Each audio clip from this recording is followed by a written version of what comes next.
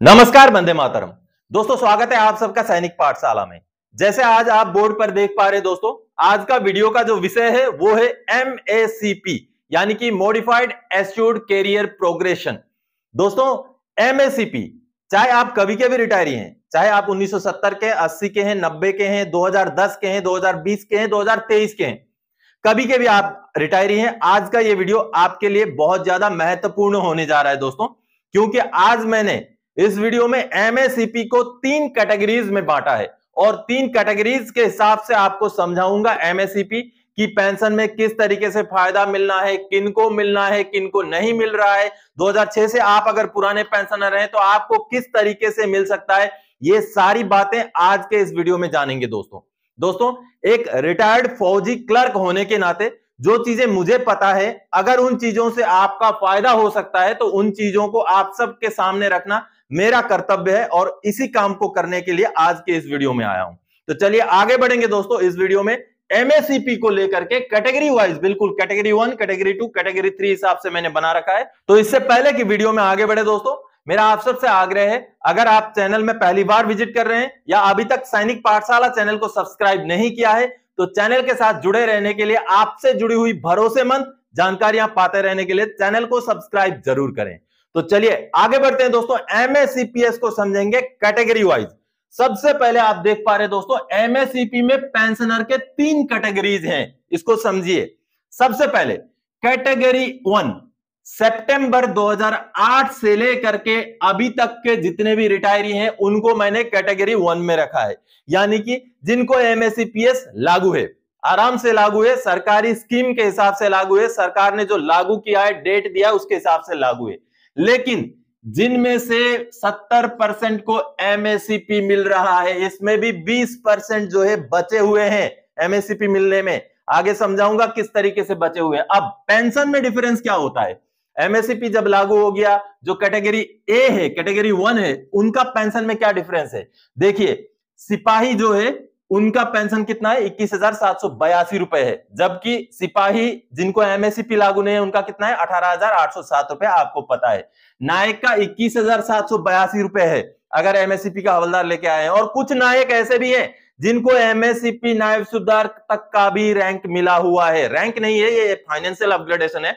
तो उनमें से कैसे नायक हैं, जैसे जिन्होंने 22 साल के बाद 2 साल बढ़ा लिया, 24 साल सर्विस करके आए, तो उनको 24,825 रुपए बेसिक पेंशन मिल रहा है। हवलदार को भी 24,825 बेसिक पेंशन मिल रहा है। मैं किन की बात कर रहा हूं, जो सितंबर 2008 से लेके अभी तक रिटायर आए हैं, यानी कि ये कैटेगरी 1 की बात कर रहा हूं। अब इसमें बचे हैं 30%। ये कौन से बचे हुए हैं, ये बचे हैं नो PTO, यानी कि जिन्होंने पेंशन आते टाइम अपना पार्ट ऑर्डर कराया ही नहीं। MACP का पार्ट ऑर्डर होना है, वो कराया ही नहीं, ऐसे ही आ गए, तो उनको नहीं मिल रहा है MACP। आज भी बहुत सारे ऐसे पेंशनर हैं जो पार्ट ऑर्डर करवा लें तो उनको MACP मिल जाए, ऐसे पेंशनर बचे हैं। और दूसरे, कैडर प्रमोशन से अनविलिंग करके आए हैं। अगर आप कैडर से अनविलिंग करके आए हैं तो माननीय AFT का रूलिंग है कि कैडर से अनविलिंग करने से आप जो है MACP के लिए इनएलिजिबल नहीं होंगे, यानी कि कैडर अनविलिंग करने के बावजूद भी आपको MACPS लागू है, तो उनको भी जागने की जरूरत है, जो कैडर अनविलिंग करके आए हैं और MACPS जिनको नहीं मिल रहा है, जो 2008 के बाद के रिटायरी हैं, सितंबर 2008 के बाद के रिटायरी हैं। ऐसे बहुत पेंशनर हैं, तो आप जागिए, कार्रवाई कीजिए। अगर कुछ नहीं तो माननीय AFT का दरवाजा खटखटाइए, आपको MACP लागू है, आपको MACP मिलेगा। इवन प्रमोशन के केस में भी, अगर आप प्रमोशन में अनविलिंग है, वो तो रिटर्न में रूलिंग है कि प्रमोशन में अनविलिंग है तो उसको MACP नहीं मिलेगा, लेकिन फिर भी ऐसे माननीय कोर्ट के आदेश हैं, प्रमोशन में अनविलिंग होने के बावजूद भी MACP लागू है। समझ गए होंगे। दूसरे, इनएलिजिबल, कुछ इनएलिजिबल होते हैं। इनएलिजिबल जो होते हैं वो MACP में इनएलिजिबल होने का 2 रीजन है। एक तो अगर ऐसा पनिशमेंट मिला है जिससे आपको प्रमोशन लागू नहीं है। दूसरा, आपका बहुत सारा समय NQS है।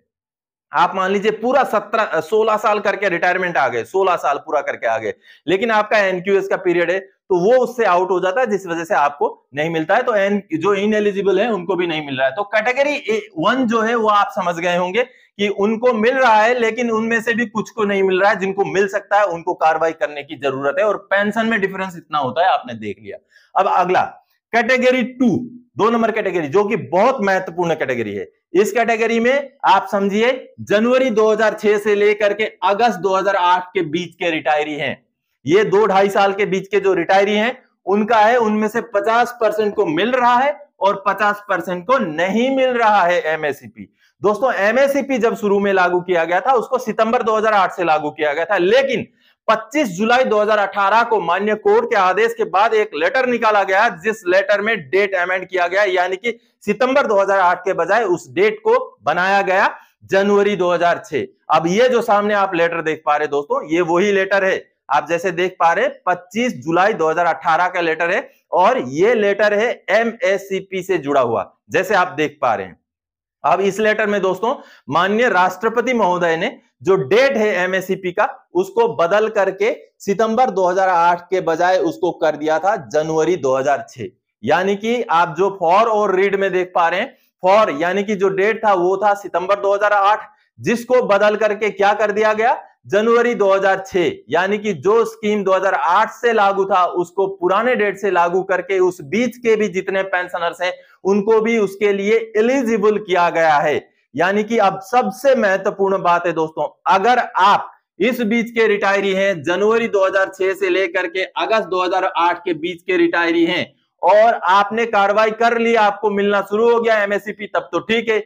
लेकिन कुछ ऐसे पेंशनर्स आज भी बचे हैं, मैं बोलता हूं 50% के करीब पेंशनर्स आज भी हैं जिनको लागू है, नहीं मिल रहा है। उनको कार्रवाई करने की जरूरत है, उनको अपने रिकॉर्ड ऑफिस से संपर्क करने की जरूरत है, ईमेल भेजिए, लेटर भेजिए कि इस समय का मैं रिटायरी हूं, मुझे एमएससीपी मिलना चाहिए, या तो फिर कुछ नहीं हो रहा है तो सीपी ग्राम्स में ग्रीवेंस डालिए कि मुझे एमएससीपी लागू है, नहीं मिला है। इतना काफी है, इतना भी लिख देंगे कि मैं फलाना हूं, मेरा पीपीओ नंबर ये है, मेरा आर्मी नंबर ये है, मैं इतने तारीख को रिटायर हुआ हूं, मुझे लगता है कि मुझे एमएससीपी लागू है लेकिन मुझे नहीं मिला है। इतना भी लिख के भेज देंगे, हिंदी में भी लिख के भेज देंगे, तब भी चलेगा। कुछ भी नहीं हो रहा है तो सीपी ग्राम्स में ग्रीवेंस डालिए और इन पेंशनर्स को मिलना बहुत ज्यादा जरूरी है दोस्तों। अब यहां पर जो है डिफरेंस क्या है, डिफरेंस आप समझ गए होंगे, पहले भी मैंने बताया था, सिपाही को 18,807 के बजाय पेंशन मिल सकता है 21,782। और मोस्ट इंपोर्टेंट क्या है, आपने कार्रवाई करना है। आप अगर इस बीच के रिटायरी हैं तो आपके लिए ये वीडियो बहुत ज्यादा इंपॉर्टेंट है। आपको लागू है, आप कार्रवाई करें, अगर नहीं मिल रहा है तो आपको मिलेगा, एमएससीपी बिल्कुल मिलेगा। चलिए अगला जो कैटेगरी है इसमें सबसे ज्यादा पेंशनर हैं और इन्हीं को सबसे ज्यादा घाटा हो रहा है, चाहे एमएससीपी हो चाहे एमएसपी हो, कुछ भी हो। प्री 2006 के पेंशनर देखिए, 2006 से पुराने जितने भी पेंशनर्स हैं इनको सबसे ज्यादा घाटा हो रहा है, क्योंकि सरकारी स्कीम के हिसाब से, सरकारी जो रूलिंग के हिसाब से 2006 से पुराने पेंशनर्स को एमएससीपी लागू ही नहीं है। तो इस वजह से अब देखिए इसमें भी कुछ चीजें मैं बताता हूं। 100% को नहीं मिल रहा है, जी हां, 2006 से पुराने जितने भी पेंशनर्स हैं उनमें से 100% को ही नहीं मिल रहा है एमएससीपीएस का फायदा। देखिए सिपाही से लेके सूबेदार मेजर तक ओआरओपी में भी घाटा हो रहा है। जी हां, एमएससीपीएस ना मिलने की वजह से ओआरओपी में जब उनका फिक्सेशन हो रहा है तो वो जिस रैंक से रिटायर आए उसी से हो रहा है, लेकिन जो जिनको एमएससीपीएस मिल रहा है वो सिपाही भी है तो उसको हवलदार का पेंशन मिल रहा है, हवलदार है नायब सूबेदार का पेंशन फिक्स हो रहा है ओआरओपी में, तो ओआरओपी में भी प्री 2006 के लिए बहुत बड़ा घाटा हो रहा है, जो कि सुना जाना चाहिए, जो कि देखा जाना चाहिए और इसके ऊपर कार्रवाई होना जरूरी है। क्या कार्रवाई हो सकता है, क्या ऐसी स्कीम्स या क्या ऐसे उपाय हैं जिससे कि 2006 से पुराने पेंशनर्स को एमएससीपी का फायदा मिल सकता है? चांसेस हैं, कम ही सही लेकिन चांसेस हैं। सबसे पहला चांस कोर्ट केस हो जाए, कोई मान्य कोर्ट में केस किया जाए। इसमें बहुत सारी पॉइंट्स हैं दोस्तों। पॉइंट्स कोई बोलेगा कि सरकार का रूलिंग है 2006 के बाद वालों को, पहले वालों को नहीं मिलेगा तो कोर्ट में केस हार जाएंगे, लेकिन इसमें बहुत तगड़े पॉइंट ये हैं कि एमएससीपीएस रैंक नहीं है, और दूसरा है कि ओआरओपी जब जब आएगा ये तब ये घाव को कुरेदता रहेगा, क्योंकि 2006 से पुराने पेंशनर्स को फायदा कम मिलेगा, 2006 के बाद जिनको एमएससीपी मिल चुका है उनको ज्यादा मिलेगा। तो जब भी ओआरओपी रिवीजन होगा 5-5 साल बाद, तब ये घाव जो है कुरेदता रहेगा, जिस वजह से माननीय कोर्ट इस बात को जरूर सुनेंगे। तो दोस्तों एक तो रहा कोर्ट में केस हो जाए, दूसरा ओएमजेसी लागू हो, नो एरियर। जी हां, ओएमजेसी का जो रिपोर्ट था, जो आरटीआई के हवाले से बाहर आया था, ओआरओपी 1 के ऊपर जो रिपोर्ट था, उसमें ओएमजेसी ने भी ये रिकमेंड किया है कि कभी के भी पेंशनर्स हो उनको बेशक पुराना एरियर ना दिया जाए, लेकिन ओआरओपी में एमएससीपी के हिसाब से उनका फिक्सेशन किया जाए। ये अगर लागू हो तब भी जो है उनको मिल सकता है 2006 से पुराने पेंशनर्स को जो है एमएससीपी का फायदा। और तीसरी बात दोस्तों, एजेंडा में शामिल करना। कई सारे हमारे पूर्व सैनिक संस्थाएं हैं, बहुत सारे एजेंडे हैं, बहुत सारे जो पॉइंट उनके जो है धरना प्रदर्शन या उनके जो मांग पत्र वगैरह में है, लेकिन ये वाला पॉइंट कहीं मैंने नहीं देखा कि आप जो है 2006 से पुराने पेंशनर्स को एमएससीपी दिलाने वाला ये जो पॉइंट है, ये बहुत महत्वपूर्ण पॉइंट है। और अगर पूर्व सैनिकों के सिर्फ 3 ऐसे मुद्दे लिए जाए जो कि महत्वपूर्ण है, तो उन 3 में ये मुद्दा भी आएगा, एमएससीपी का मुद्दा भी आएगा, 2006 से पुराने पेंशनर्स को एमएससीपी दिलाने का मुद्दा।